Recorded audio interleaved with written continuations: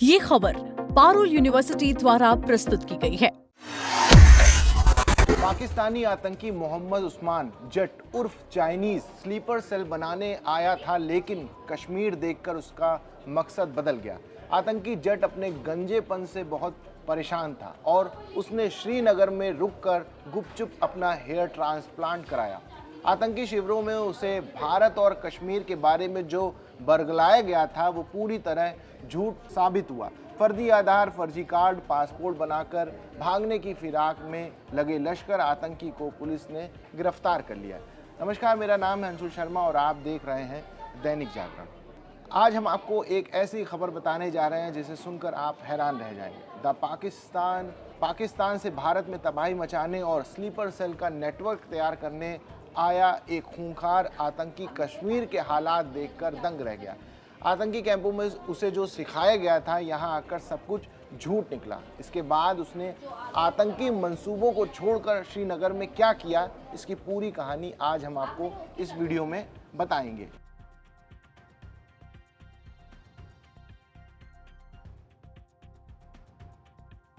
जम्मू कश्मीर में आखिरी सांसें ले रहे आतंकवाद को दोबारा हवा देने के मकसद से लश्कर तैयबा का एक प्रशिक्षित पाकिस्तानी आतंकी भारत में घुसपैठ करता है। इस खूंखार आतंकी का नाम मोहम्मद उस्मान उर्फ चाइनीज़ है। जट को भारत में जम्मू कश्मीर के बाहर आतंकियों का एक बड़ा स्लीपर सेल नेटवर्क तैयार करने की जिम्मेदारी सौंपी गई थी, लेकिन जैसे ही जट ने घाटी के असली हालात को देखा, उसका पूरा नज़रिया ही बदल गया। दरअसल पाकिस्तान के आतंकी शिविरों में उसे भारत और कश्मीर के बारे में जो कुछ भी बरगलाया गया, वो सब यहाँ आकर बिल्कुल झूठ और पूरी तरह से अलग साबित हुआ।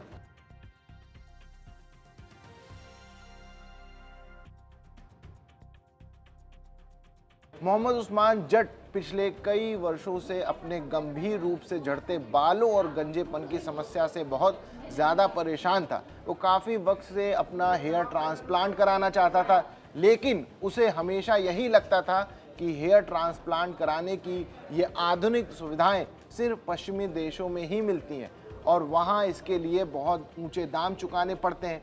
उसे इस बात का अंदाज़ा बिल्कुल नहीं था कि ये सुविधा कश्मीर में भी उपलब्ध है। जब वो कश्मीर पहुंचा तो उसने अपने मुख्य आतंकी मंसूबों पर ध्यान देना छोड़ दिया और सबसे पहले अपने बालों का इलाज कराने के लिए सोची।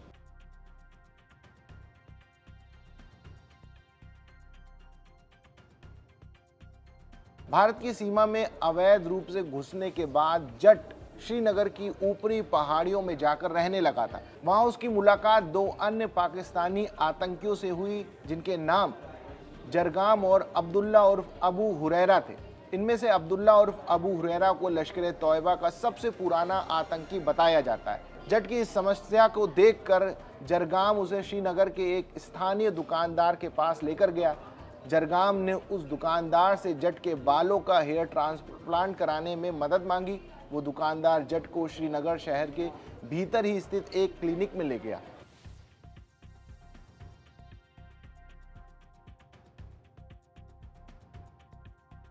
श्रीनगर के उस क्लिनिक में पाकिस्तानी आतंकी मोहम्मद उस्मान जट का हेयर ट्रांसप्लांट का इलाज शुरू किया गया। अपना यह इलाज पूरा कराने के लिए जट कई बार उस क्लिनिक के अंदर रात भर भी रुका। किसी को उस पर कोई शक ना हो। जब उसका हेयर ट्रांसप्लांट का पूरा इलाज खत्म हो गया तो वो श्रीनगर के एक यात्री वाहन में सवार हुआ।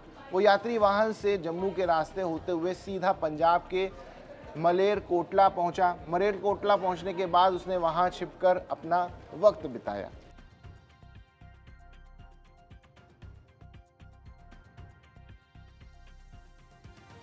पंजाब के मलेरकोटला में रुककर आतंकी मोहम्मद उस्मान जट ने अपना वक्त अंग्रेजी भाषा सीखने में लगाया। इसके साथ ही वो वहां बैठकर तुर्की के टीवी शोज देखने में अपना वक्त बिताया करता था। सुरक्षा एजेंसियों के मुताबिक जट भारत से सुरक्षित बाहर भागने की एक बड़ी योजना पर काम कर रहा था। इसके लिए वो भारत के फर्जी दस्तावेज जैसे फर्जी आधार कार्ड, फर्जी पैन कार्ड और नकली पासपोर्ट बनवाने की कोशिश में था। वो इन फर्जी कागजातों के सहारे भारत से विदेश भागने की फिराक में लगा हुआ था।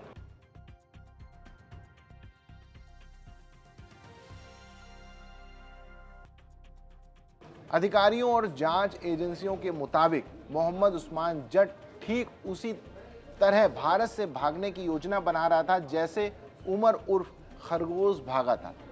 उमर पाकिस्तान के कराची का रहने वाला एक आतंकी है। उमर ने साल 2024 में जयपुर के एक फर्जी पासपोर्ट बनवाया था और उसकी मदद से वो भारत से धोखा देकर इंडोनेशिया भाग गया।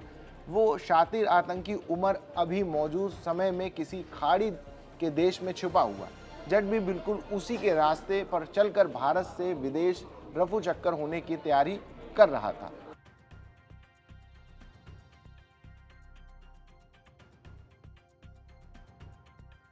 लेकिन इससे पहले कि उस्मान जट अपने इस मंसूबे में कामयाब हो पाता, मार्च के महीने में श्रीनगर पुलिस ने एक बड़े ऑपरेशन में उसे गिरफ्तार कर लिया।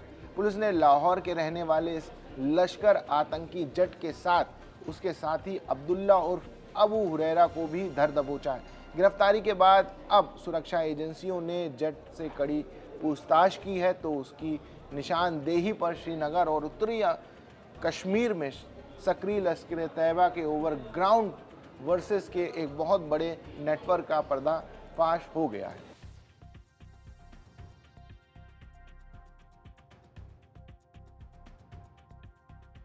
मोहम्मद उस्मान जट लाहौर का निवासी है। वो लंबे समय से उत्तरी और मध्य कश्मीर में कई तरह की आतंकी गतिविधियों में सीधे तौर पर शामिल रहा है।